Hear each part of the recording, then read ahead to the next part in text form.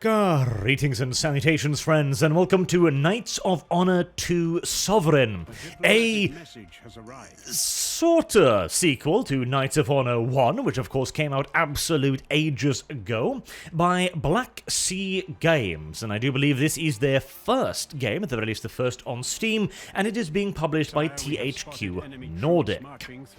This is a game that is currently receiving what I would honestly say is a little bit of unfair treatment on Steam right now, as it is currently sitting at mixed reviews, primarily because people, for some reason, think that this game was aiming towards being another Total War and another Crusader Kings, where in reality that's not really what Crusader Kings, what Knights of Honor is all about, nor is it something that they could realistically achieve either, because, well, this is the first installment from a relatively small and new studio, compared to Creative Assembly with its 800 employees, or Paradox, who owns how many studios now? How many developers? Yes, it is a very unrealistic and unfair comparison, frankly. So I think it'd be much better to look at what Knights of Honor does offer and what it potentially could offer, instead of trying to compare it to these two current year grand strategy monstrosities.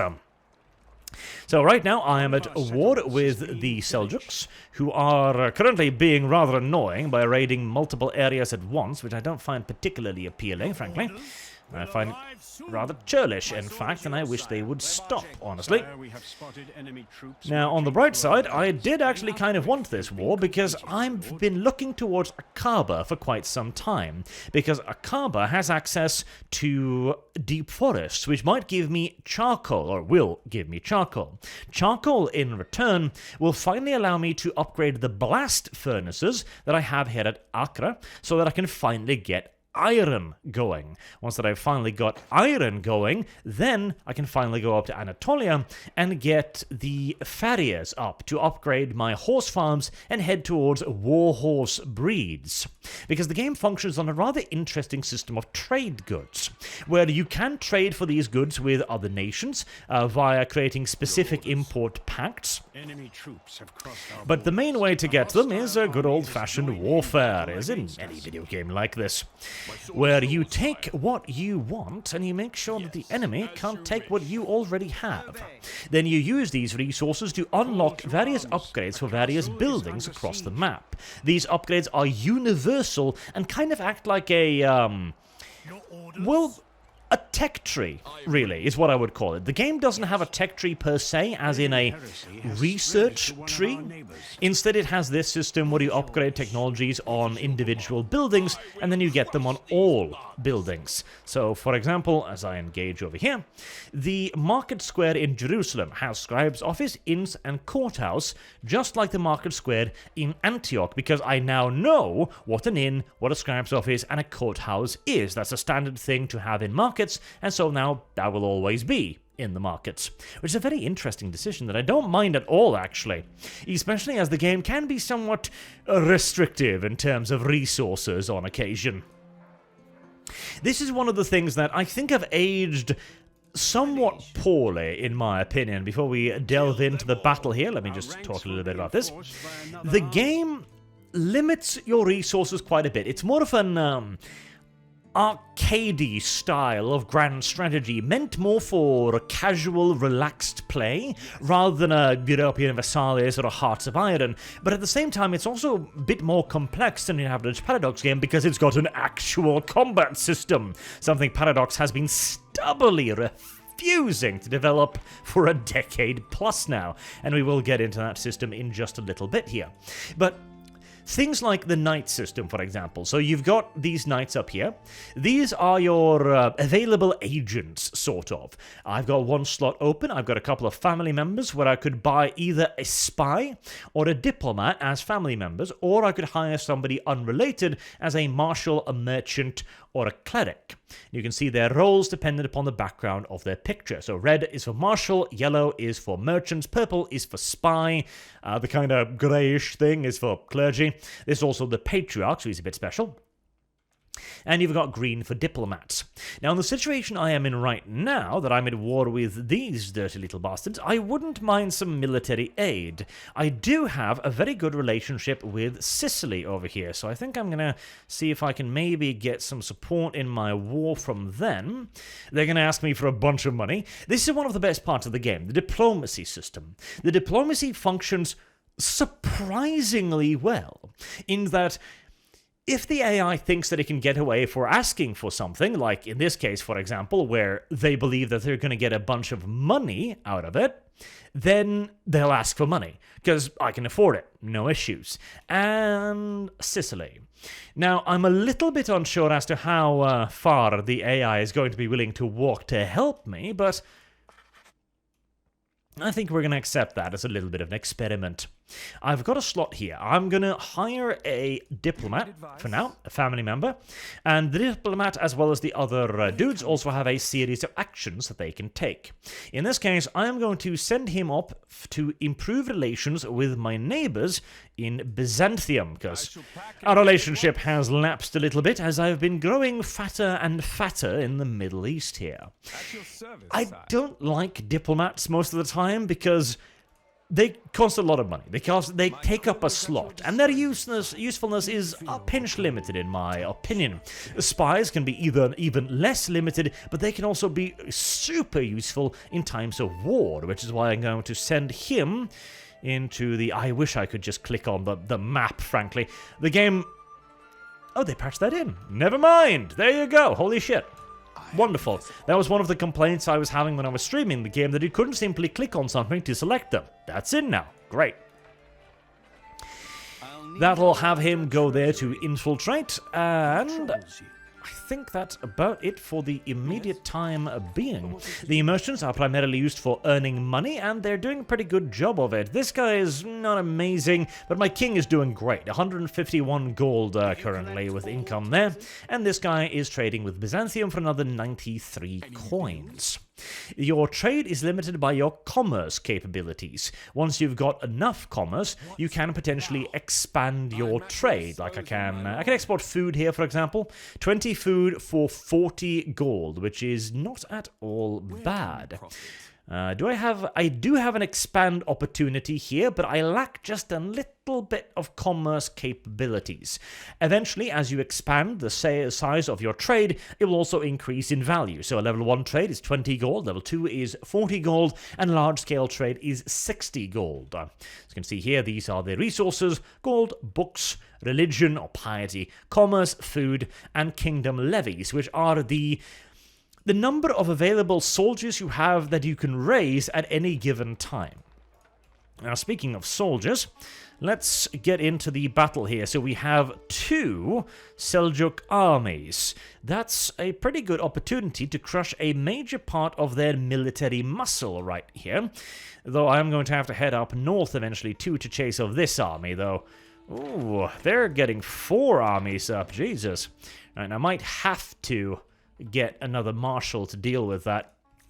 But for now, we are going to take personal command over this battle, and we're going to delve into the real-time combat system. The real-time combat system is relatively simplistic with some serious flaws, but it does fulfill its primary role of being a nice little interactive combat system. So, we've got 2 armies here. You can only ever have 2 armies at the same time, no more. I'm going to select up my frontline infantry, hotkey them, select my archers, and my cavalry, as well as my generals. There you go. I'm in charge here. Ready your spears. The selection system is a little bit derpy, a pinch, but fully functional. And we've got the enemy army over here. There are 3 ways in which you can defeat an enemy army. You can snipe their commander, or both commanders in this case, in which case they will lose their general, and they will lose instantly. Or you can break their morale, which seems to be the most difficult victory condition. Or you can capture all 3 of their control points, representing their baggage train. Essentially, if you manage to raid those, you've destroyed their logistical support and forcing the army to retreat, which isn't the worst idea ever, but it's also a little bit derpy. I understand the usage of capture points in sieges, for example, but I'm not an enormous fan of them in open field battles. If anything, it would be interesting if you would have some kind of a attackable point, for example, so that you could rush light cavalry around to the enemy's rear and destroy their actual literal supplies, thereby forcing them to perhaps retreat or risk running out of supplies as they're carrying out their offensive. That could be quite interesting. Now, you may notice that one of the biggest and most immediate problems with this mode is the zoom level, which is barely existent. This is as far out as I can zoom, and this is not good enough by any stretch of the imagination. Like, I can barely see like a third of my army at any given time, which is absolutely awful. Especially as the AI has perfect micromanagement, meaning that it can micromanage its entire army simultaneously, whereas you can't even see your entire army at once. That is an enormous problem, and I have no idea what they were thinking when they made the decision to have this zoom level. Maybe they didn't have the technological capabilities to render all of the units effectively. That's a possibility, I suppose. But this makes the battles so much harder than they ever should be. Not because their battles are necessarily all that challenging, but because I can't control all of my units simultaneously. And the AI, of course, being the AI, absolutely can. It's a stupid oversight, and particularly when you also then add in the fact that your units need direct instructions to do absolutely anything, means that you can't even leave them to, you know, take care of themselves for a second. If you are not giving them specific orders, they will simply stand there and be shot to pieces by archers, because archers in this game are unbelievably powerful and can destroy entire armies.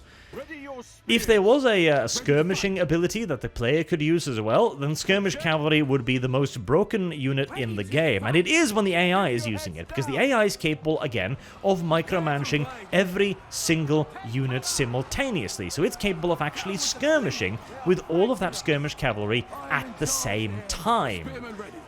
It's a nightmare to try and fight against.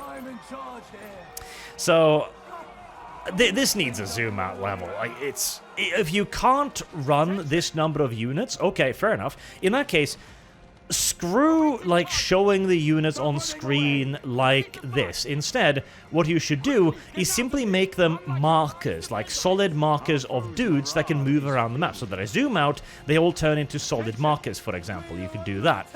And give them some baseline AI would be nice as well, because it's... my god, it is herding cats, and it is kind of painful. It really, really is. Because right now, like, look at that unit. It's just getting mowed down, and I'm desperately trying to get my archers to focus their fire here, and they've finally gotten the message, which is nice, as I'm trying to kill the rest of the army, and I will be sniping out their general in a second here. Troops have abandoned the battlefield. I have taken like 2 units of pointless casualties though, just because I can't click on everything at once, and I can't even see them losing hit points, which is a big problem. Hey, the combat system though, I'm being very negative here, and it's because the fundamental problem of the combat system is based on the fact that you can't see your own bloody troops, which is such a stupid problem. Like, it's an issue you should not have. You just shouldn't. Alright, we've got the siege going there. That's going pretty well. I am going to send the other army down there as well.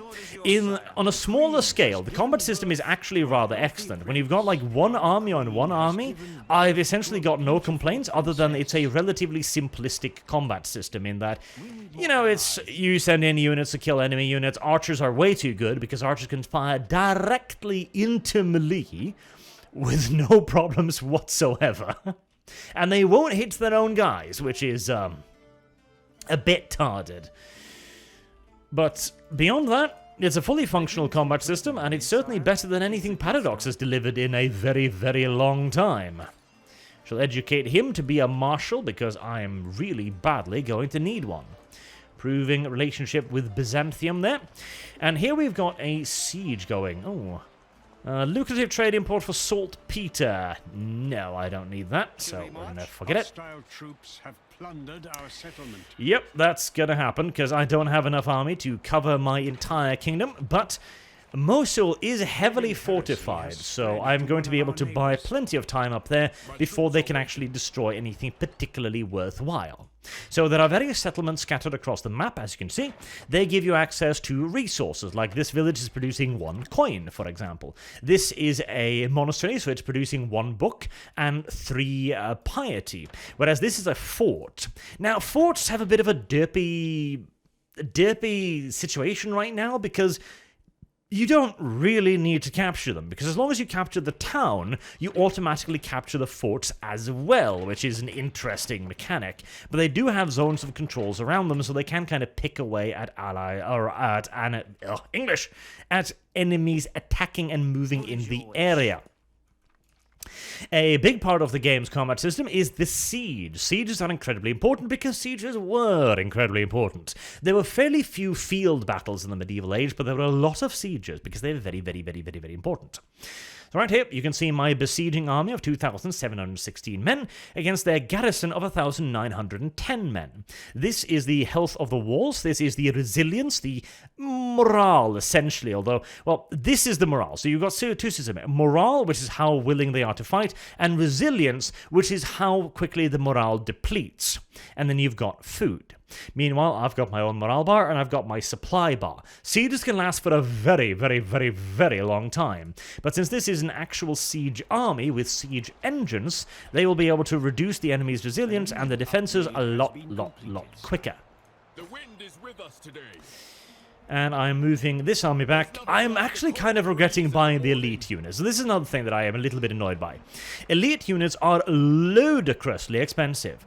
A light spearman unit costs 75 gold, 20 food, and 200 soldiers. Okay, that's fair enough. A heavy spearman costs 450 gold, 40 food, and 600 soldiers. Triple the cost. And you've got triple the replenishment cost as well, which is frankly just actually crippling. You'll see when I get back to Anatolia there and I'm getting ready to resupply that army. We're doing very good down here. We'll be able to breach their walls very, very soon. And I'm back in the city. There you go, and I can resupply, which is going to cost me 1,204 money. Culture has spread to another province. That is a ludicrous amount. Like, right now, I'm well established, so I'm actually getting a lot of money, but that is still several ticks of the max of my income. Painful, painful, painful, painful. Now, in that engagement, we lost a close quarters unit, so I'm going to throw in another heavy spearman. I don't like the heavy infantry swords, because they don't have enough armor. And in a game where ranged units do this much damage, you have to be able to survive getting shot at, because if you can't, you're going to die ridiculously quickly. You can also buy abilities for your special agents up here, and there should be more than these, like double this number, frankly. But I don't know. I get that the game is aiming for a much smaller scale, but once you get past like the mid game and you arrive at this point, you've got so much cash, you've got so much income that you could support so many more armies than this. Now, it does force you to make some decisions as to whether or not you want spies, etc. So, on the one hand, I kind of like it because it forces you to make real choices. At the same time, I'm also like, give me more armies. God damn it. You can level them up by picking the levels here. The level of the abilities will then combine to be the actual level of the guy. This varies also on units, so the king buys skills at level 3, as does the patriarch. And if the king has the teaching skill, he can teach abilities that he has if they are traditions to other people at maximum level, which makes them way, way, way more powerful. These are my traditions right here. These traditions you can pick based upon whether or not you have a skill at the time and when you pay some money for it. So right now I can pick bargaining, I can pick law, navigation, or I think actually there's one thing, yeah. Can I pick logistics? I can pick logistics too, actually. And these will give two effects. The kingdom effects, which are across the entirety of your kingdom, and they can also give local governing effects. So if a character has that skill, they will carry out that governing effect on the town that they are governing, as the knights can both govern a town and do something else at the same time. Right, now, logistic would give me a lot of food, but it would increase the building, or cheaper buildings than upgrade cost. 25% higher cost and upkeep for mercenaries is not a bad idea either. And 30% lower upkeep for import goods and food isn't the worst either, but I don't need to import anything and I've got plenty of food, so it's not the most amazing thing. 5% army travel, that's neat. Army resupply gold reduction, now that's very nice because the army resupply is currently one of my biggest problems. But I'm tempted by the idea of the mercenaries. Are there any mercenaries currently available? Let's see here. The mercenaries have their own little banner on the map. It's... oh, yep, no, there we go. There's a mercenary army right here. Now, they want 6,200 gold to join me in my war right now. And since I'm currently a little bit outnumbered, that is tempting. That is very tempting. The problem is, though, if I pick this up, that's going to be 5,000 gold and 800 books. By the way, the maximum amount of books I can have is 1,000. So that is practically my entire goddamn treasury's worth of books. And this is another issue I have with the game. So it really restricts you in how many resources you can have. You can only have 1,000 religion, you can only have 1,000 book, you can only have 2,000 kingdom levies, even with several upgrades here. And one of that is only because I've got a guy with a specific skill in one of the cities, otherwise you'd be relegated to 1,000. And you, like everything you do, costs an arm and a leg. Let's see here, like bolster culture, 700 bucks, 200 piety, so a quarter of the entirety of your piety treasury. Religion spread, half of the entirety of your treasury. And if you want him to quell uprising, like preach orthodoxy, that's the entirety of your maximum treasury for one action. Or adopt population, which is getting rid of discontent in the city. Again, your entire treasury. Like, it's absurd. And the worst part is, it gets more expensive the higher level your character is. I have no idea what the logic is behind this decision. So the better your guy gets at doing a thing, the more expensive he becomes. What? Surely a better general would be able to do the same for less, but no, apparently not. It's a weird system that seems almost designed to resource starve you. It is an odd decision to make, frankly. Right, I can... Today marks the passing. Oh, my king randomly died. Okay, so this is another thing too. When you're going to play this game, I highly recommend you set it up... Okay, if you're a diplomat, I'm firing your ass immediately. Go away. No. Because I'm going to send him now to Byzantium. I am on my way. That's way more effective. And then I'm going to get a marshal here instead, which I'm going to order in Anatolia. There you go. Where was I? Oh, yes. Before you start a campaign, turn king aging off. Or, like, there are two options. I can't remember precisely. But there is one that's, like, historical and one that's, like, normal or something like that. Turn it to normal. Because otherwise, what happens is, for some weird reason, your king is the only one who ages. No shit. This guy, this is his fourth king right now. This guy is the second patriarch I've ever had. He's been with me through practically the entire game. He's barely an adult. I think he's on his fifth king at this point. For some weird reason, the king is the only one who ages. Best terms shall be negotiated. There are so many weird little decisions made in this game that seems very reminiscent of the original, a very old title now, and I don't think many of these have aged particularly well, if I'm to be entirely honest. In fact, I'm pretty sure a lot of these mechanics have aged absolutely dreadfully. Which is unfortunate because there is a lot of really awesome things that I love here. For example, the spy's ability to inspire uprising, to help friendly prisoner escape, to create loyalist uprisings, to bribe specific enemy knights that have specific outcomes. Like if you bribe a merchant, he can steal money for you. If you bribe a knight, he can create a uprising and a rebellion, and so on. It's a really cool damn system. The trade system too is very nice and simplistic. I would have liked it to be perhaps be even more complex.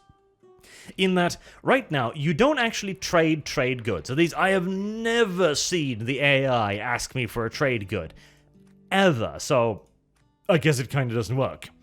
The game also has a culture system and a religion system, of course, and this too. So the culture system, as you can see here, that spreads dependent upon your country's influence and their cultural power. So you can actually spread your culture into the enemy's domain as a form of cultural imperialism. Then you can start creating loyalist rebels in their towns, which is really neat. And you've also got religion, and you've got this. This is the opinion system. This one I really like because it rewards you for doing well.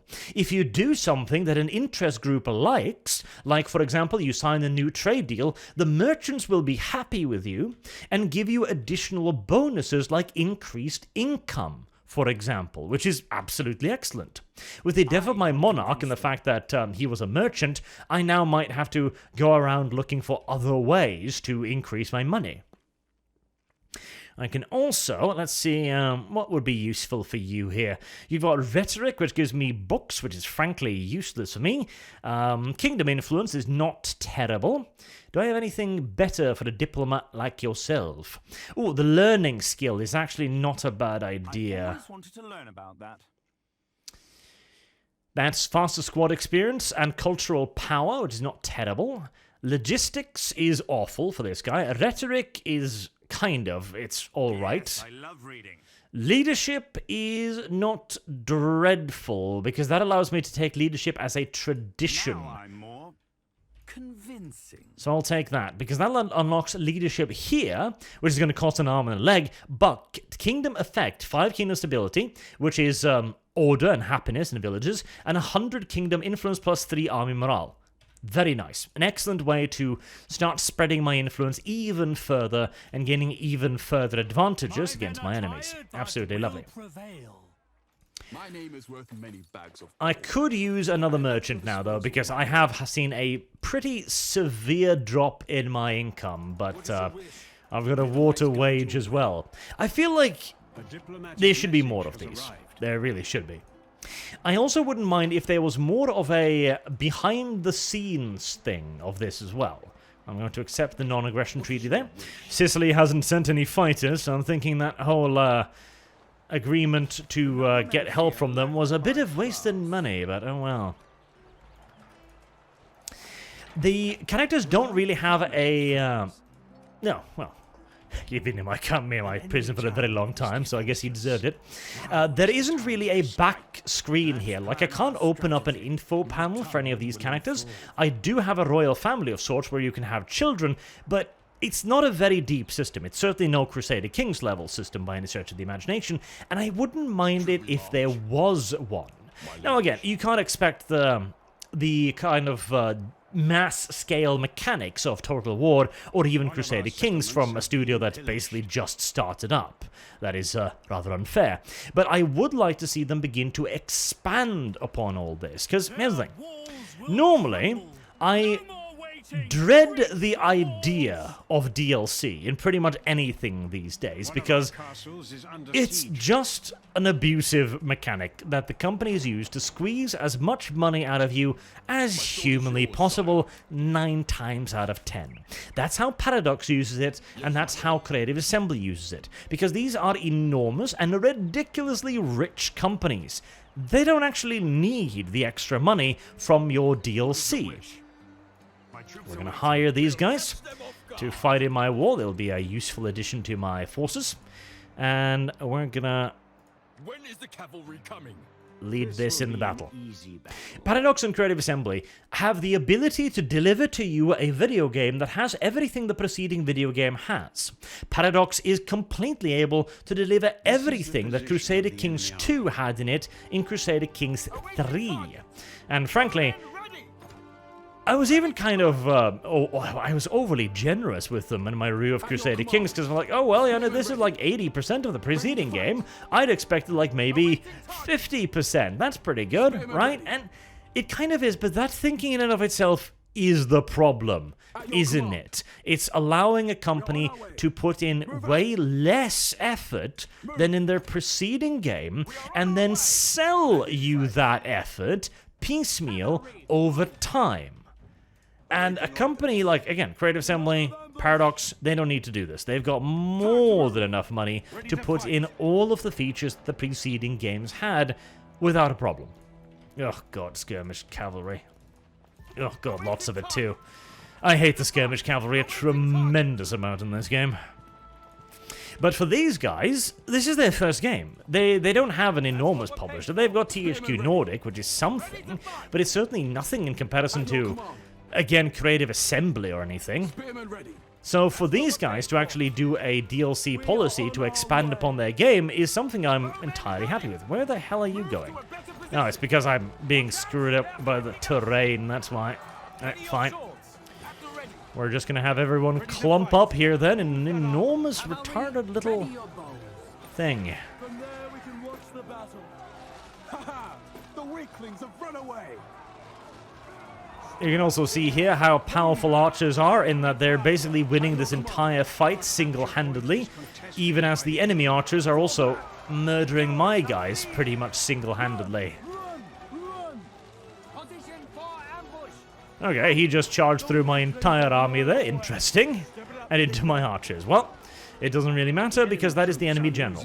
The AI is not particularly brilliant, I will say that as well, as it tends to place its general, the unit whom if they lose the entire battle, into positions of rather extraordinary danger, as one can say here. Honestly, I feel like they would have genuinely been way better off with just blocks of units. Screw making them individual dudes within the unit, just have literal squares which represent numbers of units. I'd be perfectly happy with that, honestly. I wouldn't even complain. Because it's still a far more complex system than Paradox has given us. Right, we are doing an auto-resolve battle down here, so you can see casualties are being piled up, and the game is just resolving this in the more classical Paradoxian way of doing things. I should be able to win this, no issues whatsoever. Seljuk Spire was captured, lovely. I don't need that. Bribe Marshal of the Seljuks. Well, I don't have the money for that since I just bought a bunch of mercenaries, so we can forget about that opportunity for now.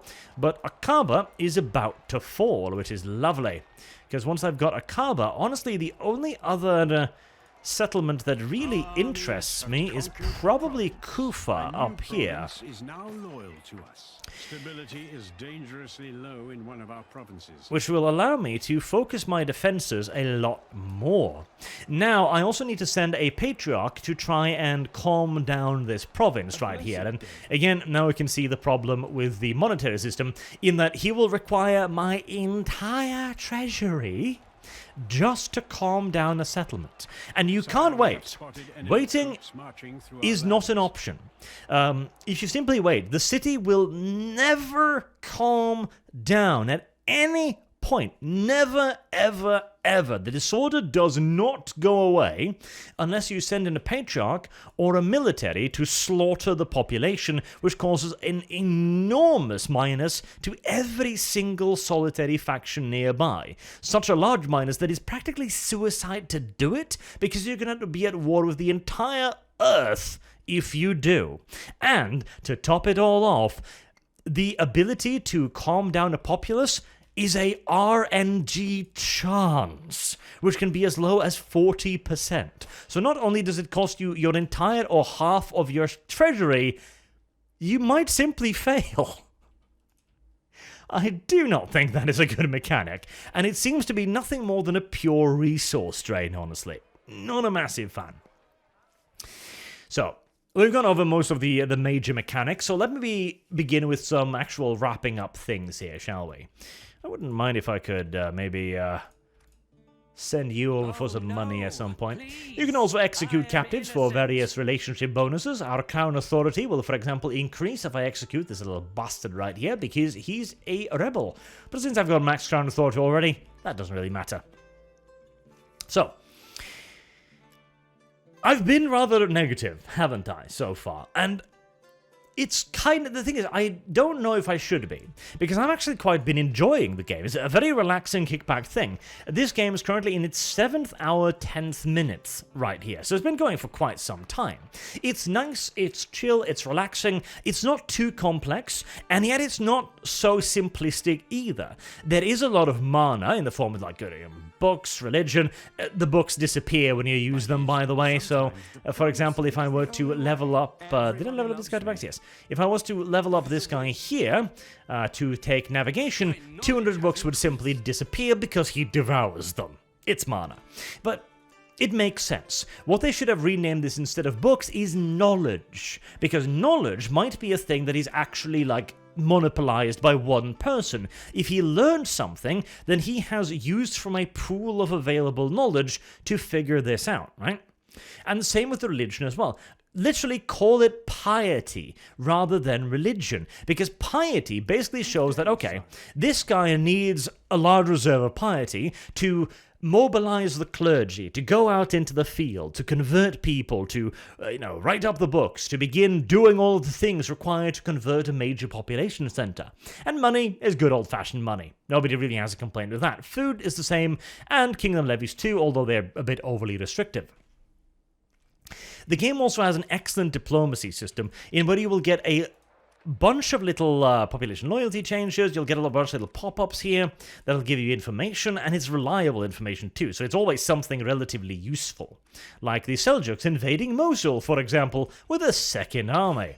I'm honestly still not that worried, because Mosul is fortified to fucking back, and I'll have plenty of time to deal with that when the time comes.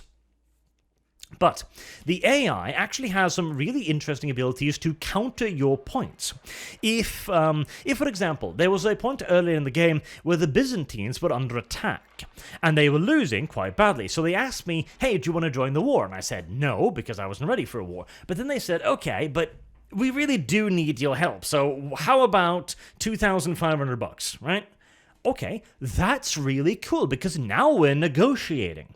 I would love to see that system expanded upon, where you could do piecemeal negotiation with the AI. Maybe I decline again, right? Or maybe I ask for a better offer. Like, add in more mechanics like that. Instead of simply saying decline, have a button saying, what are you willing to give me? Or, and when you get to the offer, then it's like, okay, that's not enough, or that's far, like even the ability to say, I'll take half of that, and to increase relationship, for example. Yeah, add in a bargaining system, because the diplomacy is actually pretty damn good. I don't mind it at all. It's pretty awesome. I also really like the building system, with the building system kind of sort of serving like a pseudo tech tree, which is really nice. And having to capture certain resources to gain access to new resources is really cool, because it gives you a good reason to expand into particular directions. So that, for example, finally, when I get access to that forest wood there, I can finally get iron with all of the advantages that unlocks. Like, for example, 10% cheaper hiring of heavy squads in the province. Like, that's actually really useful right there. Same with the horse breeding. It makes them more than just a trade resource, it makes them vital strategic resources. That's a cool system. The real-time combat as well, for all of its simplicity, derpiness, and zoom level. Again, the campaign map too, this is as far out as I can zoom, which is just retarded. I could go over to this map, but it's way too cluttered. Like, okay, something is happening there, and you basically got to zoom in almost as far as normal again. Like, just let me zoom out like this, please. Why not? Why isn't that an option? It's a bit silly. I also quite like the tradition system and the advantages system. Where was that? Our Here you go. advantages So, and goods. you can unlock an advantage, and these are major advantages too, like progress, 20% lower upgrade cost of buildings, and 25% plus production. Like, that's massive. A quarter reduction in the cost to upgrading stuff, and a quarter increase in the ability to build stuff. But to get this, you need all of the relevant construction materials, and these are in turn going to require their own little production chain. So you can't just get iron because you need charcoal first, for example.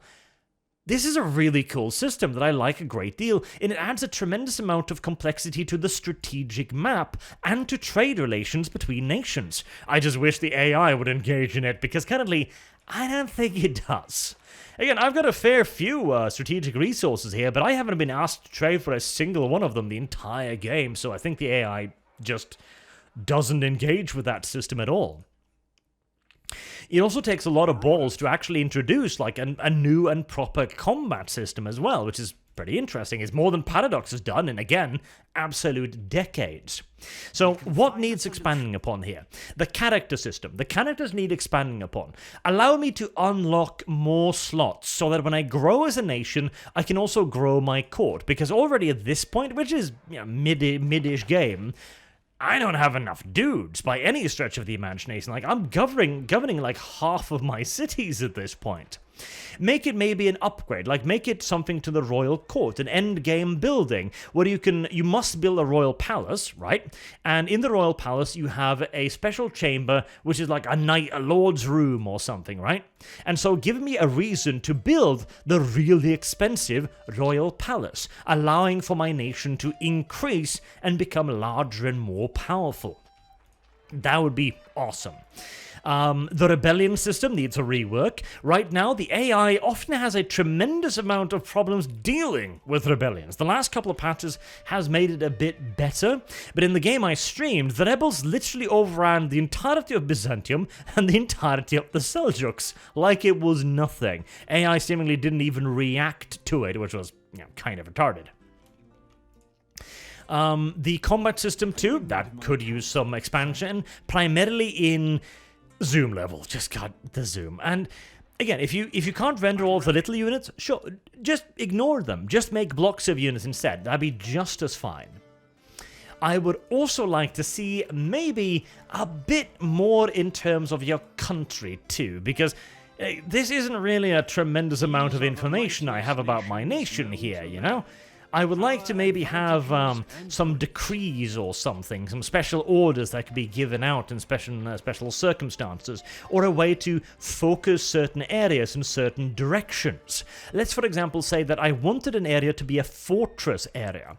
So that would cost a lot of money, it would take a lot of time, and it would, of course, like maybe destroy all of the crop farms in an area, but I could say Antioch shall be a fortress city, and it'll start building like barracks on the map, or castles, or fortifications, or stuff like that. And I could go, Aleppo, you're going to be a merchant city, and so it starts building towns and trade, etc.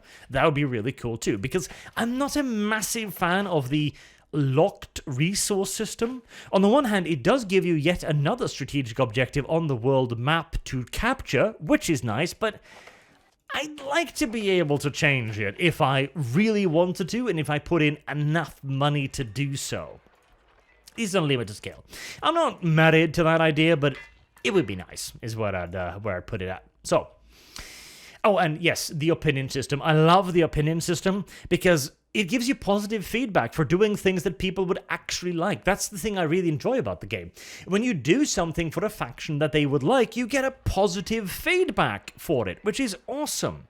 You get, when you build a market square, everyone is just happy because it's a market square. There's none of that creative assembly silliness where it's like, oh, this'll increase squalor too when you build a bathhouse. Why would that negatively impact the population? Surely everyone is happier when you build a market square. You are adding services to the city.